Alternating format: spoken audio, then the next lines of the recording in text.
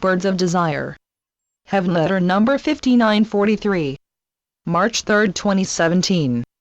Beautiful souls, there is something more to say about desires and their fulfillment. Yes, desire your dreams deeply. The fulfillment of your desires is on its way to you. Fulfillment of your desires rightly belongs to you. This is your birthright, no ifs, ands, or buts. At the same time as you desire, let go of the necessity for your desires to be fulfilled. Don't push or pull them on their way. You lightly wish them well. You wave them on their way the same easy way the setting sun sets.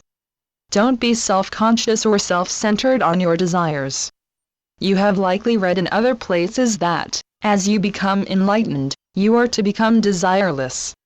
What this means is that you release your desires and that you have your desires before you, yet you are not attached to them. You don't squeeze them. You embrace, yet you are able to let them out of your sight. You may wonder how anyone can do this, to desire with all his or her heart, and let the desire fly on its own wings. You don't do it, beloveds. That is just the thing. You allow it. Your desire is something like a caged bird that you love. You free it from its cage. You welcome its freedom, and if the bird comes back, you throw a party for it upon its return. Unattached to results, you let your birds of desire fly as they will. This is also your heartfelt desire, and so you free yourself as well. The world is not obliged to serve your every wish. You are to be the freer of everyone and everything.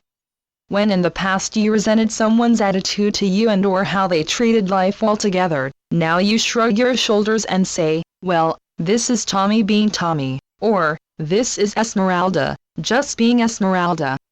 You let go of imposing rules, and so you free others to be as they are.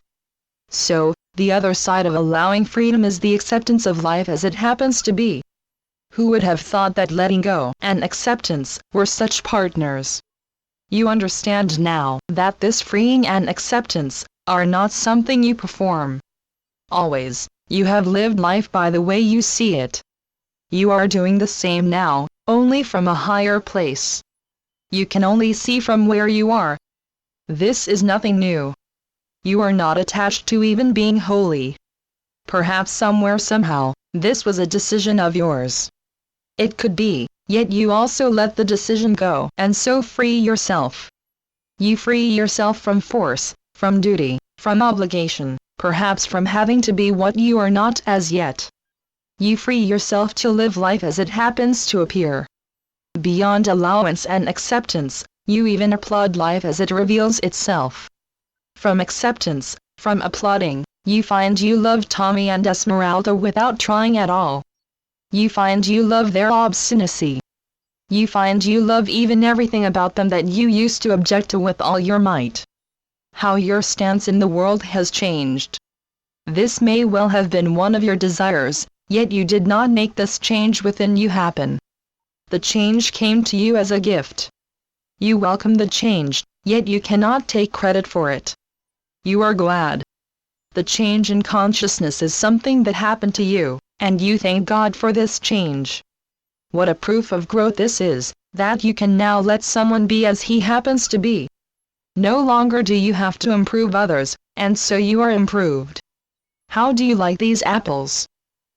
Channeled by Gloria Wendroff. Heavenletters.org